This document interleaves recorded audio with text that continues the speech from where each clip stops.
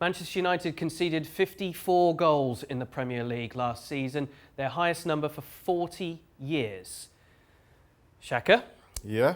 Who's going to take the gloves next year? We've got the top 5 out of these possible contenders here for you to rank in order not of your preference, but who is most likely to fill the vacancy that we think is going to be left by De Gea. To end up there. Okay. Out of these 10, 4 make no sense to me at all. So Romero, Onana, Jasper, Cillessen. For me, not either not right now or just don't fit. I think Gigi Donnarumma is a good option, but for some reason I just don't see him leaving AC Milan right now. Samir Handanovic makes a whole lot of sense, aside from the fact that he'll be 35 by the start of next season. So now we're into the top 5. I actually have David De Gea. Because he's there and he's got another year left, and if Manchester United can't get one of their preferred options in the next 4, it makes sense to at least keep him.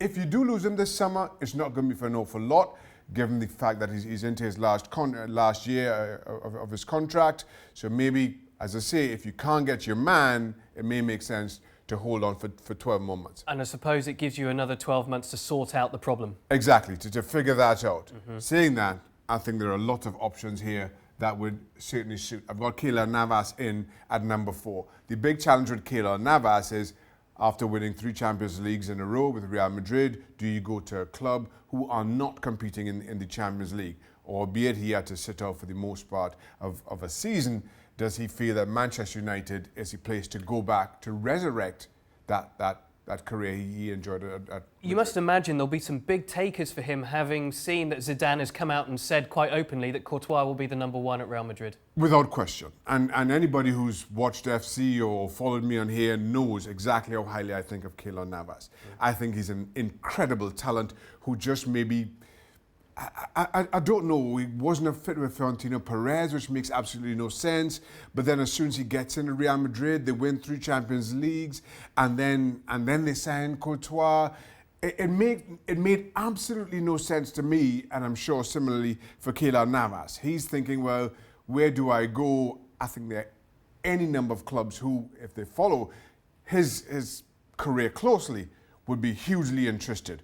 Maybe Manchester United is one of those. Maybe the others have other targets in mind, and somehow the stars align for Keylor Navas and Ole Gunnar Solskjaer. Okay. In at number 3, I'm going to go Kasper Schmeichel. A name familiar to Manchester United fans, of course.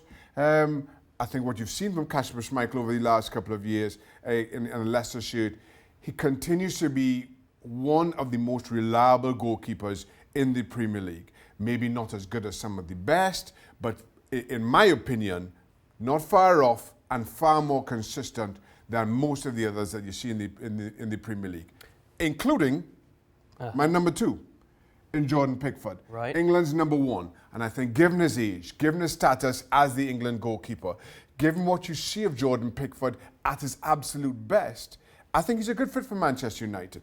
Now, I make that point about Jordan Pickford at his absolute best, again, in talking about the consistency of Kasper Schmeichel.